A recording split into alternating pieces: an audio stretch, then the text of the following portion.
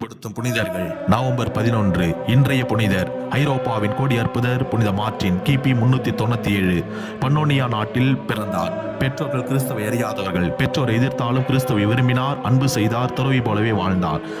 திருப்பு முனையாக ஒரு நாள் கடுங்குளிரில் அரை நிர்வாணமாய் பிச்சை எடுத்துக் கொண்டிருந்த ஏழை மீது தமது போர்வையை பாதியாக கிழித்து போர்த்தினார்.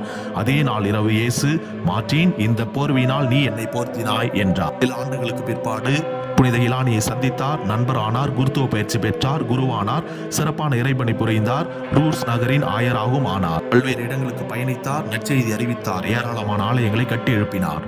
புதுமை வள்ளல்.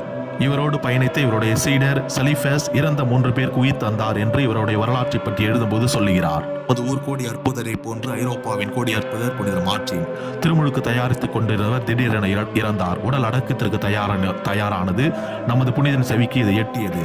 மண்டியிட்டார், சென்றார், மண்டியிட்டார், ஜெபித்தார். உடல் அசைந்தது, கண் திறந்தது. உயிர் பெற்றவர் இவ்வாறு சொன்னார்: எனது வானதூதர்கள் நடுவர் தீர்ப்புக்கு கொண்டு சென்றனர். புனிதர் ஜெபித்தார், நான் உயிர் பெற்று எழுந்தேன். லூபிஸ் என்ற செல்வந்தரின் அடிமை தோட்டத்தில் தற்கொலை செய்து கொண்டார். புனிதர் ஜெபித்தார், உயிர் பெற்று எழுந்தார்.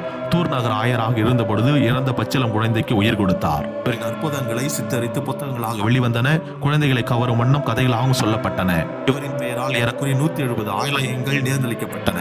ஏராளமானோரை கிறிஸ்துவுக்குள் கொண்டு வந்தார். ஏராளமான திருப்பயணிகள் இவர் கல்லறைக்கும் வந்தனர். விசுவாசிகள் கிறிஸ்துவின் பெயரால் துண்டு துண்டாக சிதறினர். புனிதர் சொன்னார், நாமே சிதறினால் உலகத்தில் உள்ள ஆடுகள் எப்படி சிதறாதிருக்கும்?